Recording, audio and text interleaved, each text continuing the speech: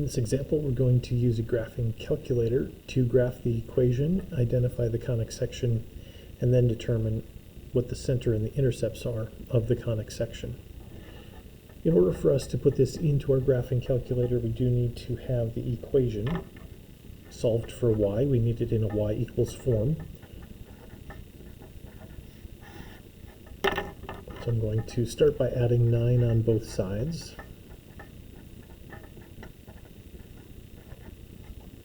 Now we have a 4y squared over on the left, so to get rid of the multiplication between the 4 and the y squared, I'm going to divide both sides by 4.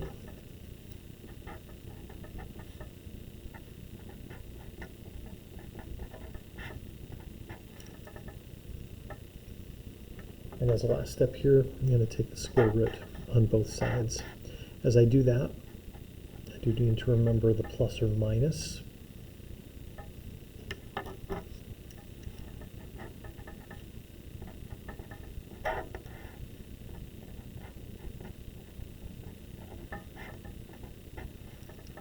So we end up with two equations once we solve this for y and get it into y equals form. Because of the plus or minus, there's actually two equations there, even though it looks like one. We have y is equal to the positive square root and y is equal to the negative square root. I want to type both of those into my calculator. So on my calculator, I'm going to hit this y equals button in the upper left-hand corner, and then from there put in the two equations. As I do that, if I'm writing the square root with the fraction inside, if I'm writing that fraction vertically, I do need parentheses whenever I have more than one value in the top or the bottom. So I'm going to do the square root of a positive square root. So inside I do want, though, the negative 4x squared plus 9 in parentheses. We want that numerator in parentheses, and then divide by 4. You don't need the 4 in parentheses because it's a single value. If I graph that, that's actually only half of the original graph. So I do need to go in and, for the second equation, type in my square root, but with the negative. So I'm going to do y equals a negative square root of, in parentheses, negative 4x squared plus 9 on the top, and then divided by 4 on the bottom. I can take a look at my graph now. So hitting the graph in the upper right-hand corner, that'll give us a traditional looking graph. The window is from negative 10 over to positive 10, from left to right, and from bottom to top. But what that does mean, since the window is not square, the 20 units from negative 10 over to 10 on the x-axis have been stretched out more than from negative 10 to 10 on the y-axis. When I look at this, it looks kind of like an ellipse. It doesn't look quite like a circle. It looks a little bit longer than it is tall. If I zoom in, I can do zoom and go to zoom in, which is number 2 there. Hit the enter button, and you can see this a little bit more. Definitely looks like an ellipse.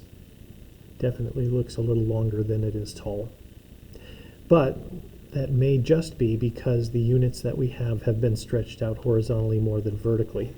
So what I'd like to do is go into zoom one more time and go down to z square. What that will do is it will square the graph up so that each unit horizontally is the same as each unit vertically, and then we won't have any distortion in our graph.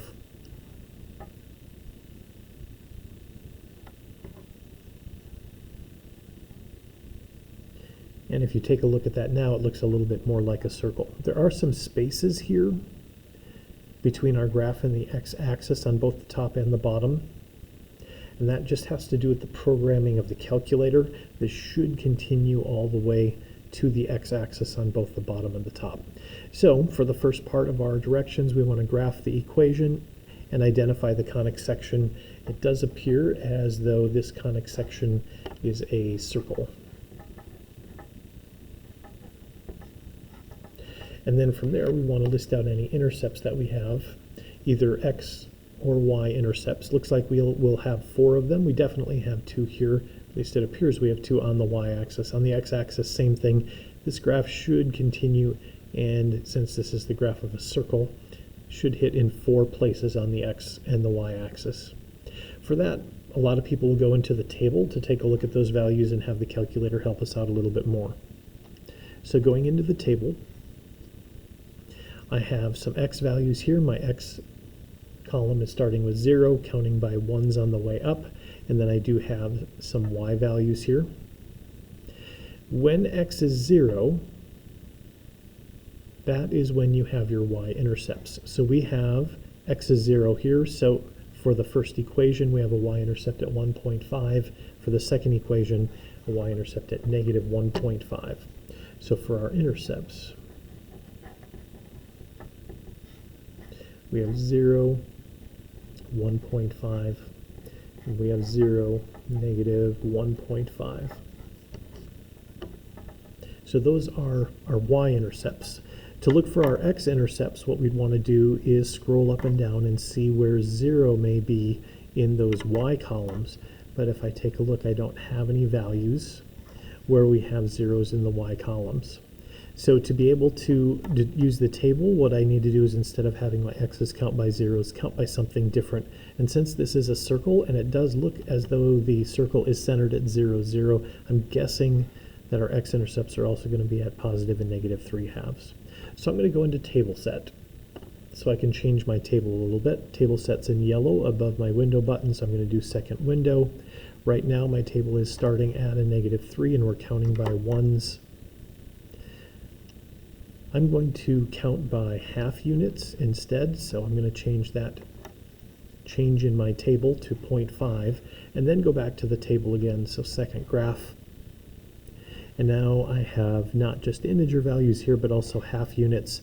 And so again, what I'm looking for is I'm looking for zeros in either of my y columns. That will give me an x-intercept. So I do have that occurring here. So I have an x-intercept at negative 1.5. And if I scroll down a little bit further down, I have 0 again in my y column, and that's at a positive 1.5 for x. So 1.50 and negative 1.50 would be our x-intercepts. That does tell us that we do have a circle, and our center is at the origin. It is at 0, 0.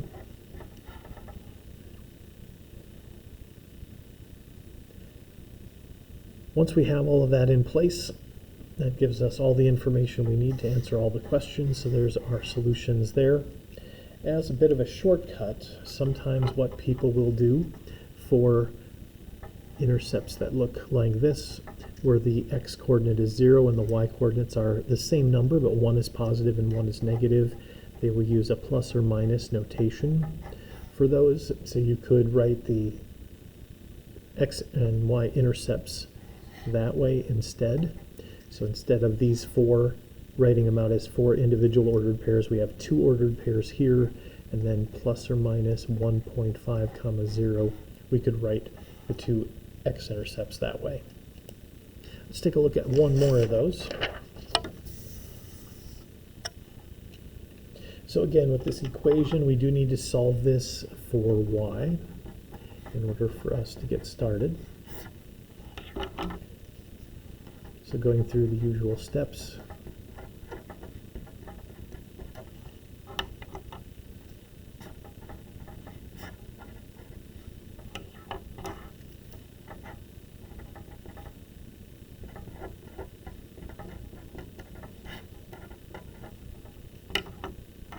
When I get to this step here, I do have the y squared, and when I do that square root on each side, again, I do need to come up with that plus or minus. I need to remember that, or I'm only going to get half of the graph.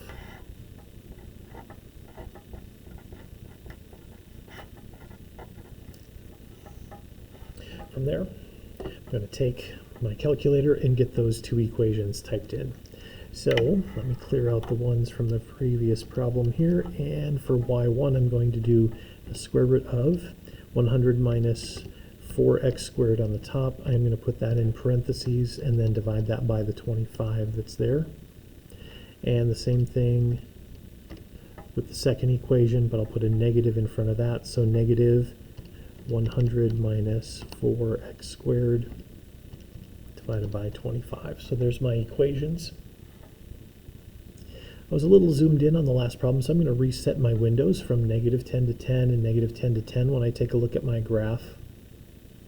So to go through and do that, I'm going to go into my zoom button and scroll down to number 6, Z standard. That will reset to the standard window, negative 10 to 10 on both the X and the Y axis.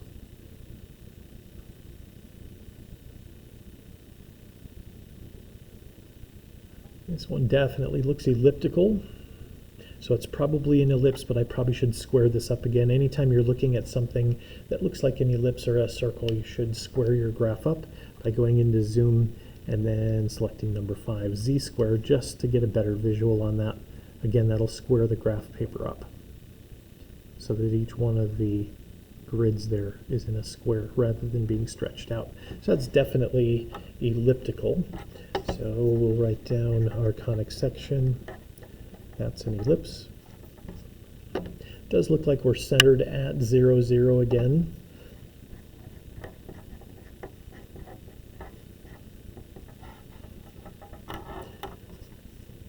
And then for our intercepts, I'm going to use the table once again. So going into table, I am scrolling by halves here, which is fine. I could change it back to integer values or just use halves.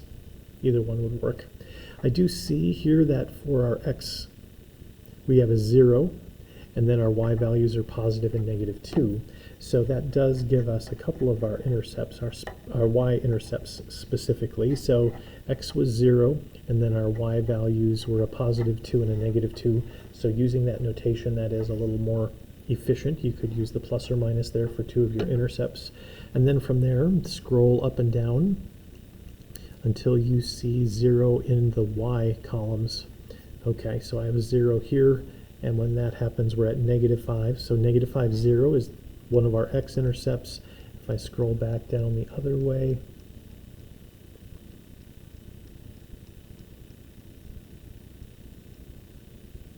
I do have another intercept here at positive 5. So at negative 5 and at positive 5, with a y-coordinate of 0, we have more intercepts. So this one we did end up with an ellipse. On each of those problems, you do need to get it into y equals form. Do your best job eyeballing where the center is. We don't really have an exact way of finding that, but you can find the exact values of your intercepts, typically by looking at the table. If you needed to calculate those intercepts algebraically, you could go back to the equation we solved or the original, and for any x-intercept, you plug in 0 for y, and for any y-intercept, you plug in 0 for x. And had we done that algebraically, we would have been able to find these exact values again, just without the use of the calculator and doing it by hand on our own.